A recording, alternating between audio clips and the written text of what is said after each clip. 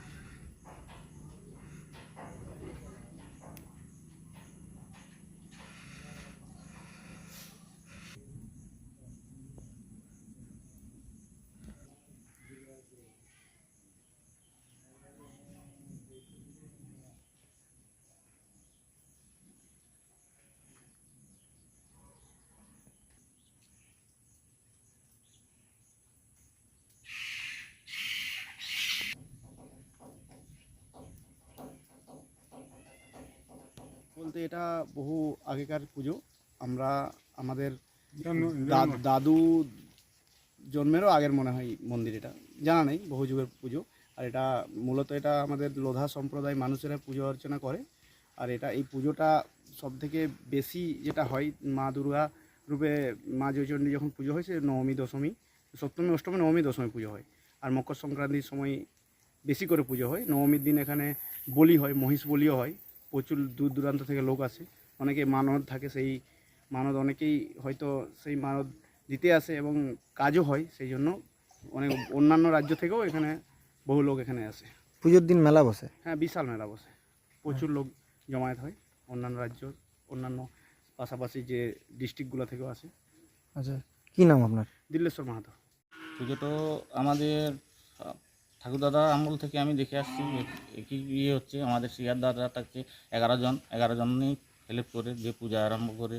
ষষ্ঠীর থেকে পুজোটা আরম্ভ করি আমরা। ষষ্ঠী অষ্টমী নবমী দশমী পর্যন্ত পূজা থাকে, সবাই থাকে একসাথে যে পুজো আরম্ভ করি। কত পুরনো পুজো এটা? পুরানা ধরো বলা যায়নি যে পুরনো পুজোটা বহুদিনের। আচ্ছা, কীভাবে পুজো আয়োজনটা করেন এই পঞ্চমী থেকে বাকি দিনগুলো? বাকি দিন মিষ্টান্ন পুজো হয় অষ্টমীর দিনে, আর নবমীর দিনে বলি পুজো হয় আমাদের এখানে। আচ্ছা, মা জয়চণ্ডীর বলি পুজোটা হয়ে যায়। যেখানে বৈশিষ্ট্য বা নতুনত্ব কী রয়েছে? নতুনত্ব বলতে মেলা জমে, এখানে মেলা হয়। আচ্ছা, বাচ্চাদের খেলনা থাকে, মিষ্টি দোকান থাকে, খাবার দোকান থাকে। এই মন্দিরের বৈশিষ্ট্য কী রয়েছে? বৈশিষ্ট্য বলতে মা জয়চণ্ডীর পুজো আরম্ভ হয় আর কি, এখানে আরাধনা হয় মা জয়চণ্ডী। সেখানে নিত্য পুজোও হয়? নিত্য পূজা প্রত্যেক দিন হয়। আর শনি মঙ্গলবার বলি হয়, বলি পুজো হয়।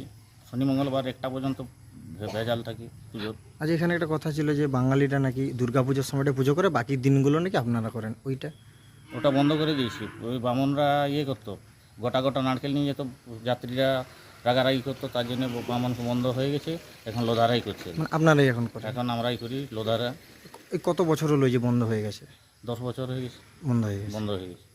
আচ্ছা আচ্ছা, অভিযোগ আসছে লোধাদের উপরে যে বামনরা গোটা গোটা ফল নিয়ে যাচ্ছে আর তোমরা কিছু বলছো না, তার জন্য অভিযোগ করতে আমরা বামনরা নিই না, আমরা নিজেরাই পুজো করি, নিত্য পুজো করি আর মায়ের ঘর তুলে আনেও পুজো করি। দুর্গা পুজোটাও আমরা 3 দিনেই করি। পুজোর প্রস্তুতি শুরু হয়ে গেছে আপনাদের।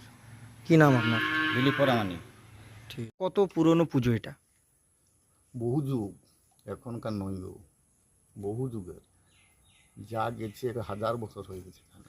আচ্ছা, মন্দিরের যে ইতিহাস, এই জয়চণ্ডী মা মন্দিরে কিছু শুনেছেন বা কিছু জানেন? ওই তো বলেই দিল, আর বলতে হবে না, ওই যে যা বলেছি না ওইটাই, ওইটাই বলতে হবে। আর এছাড়া নতুন করে কিছু বলতে পারছি না। রাম লধা, আমাদের তো লধা মানুষ, শিকার বেশি করতো, তখন ধুনা বিক্রি করতো। এই জঙ্গলে যখন ঘোরাঘুরি করতো কিছু শিকার করতে পারতো না এবং ধুনাও পেত না। একদিন মতো যত বড় শাল জঙ্গল, বিভিন্ন জঙ্গলে পাওয়া যাচ্ছে, এখানে কেন পাওয়া যাচ্ছে না। এইটাকে তখন ধান করে বসে দেখলো যে এখানে পুরো একটা দেবতা আছে, সেই দেবতার জন্য কিছু পাওয়া যায়নি, তাহলে দেবতাটা কোথায় আছে সে খোঁজ করেই পেয়েছে। পাওয়ার পরে যতটুকু তুমি পারেছো শ্রদ্ধা করে চলে গেছে।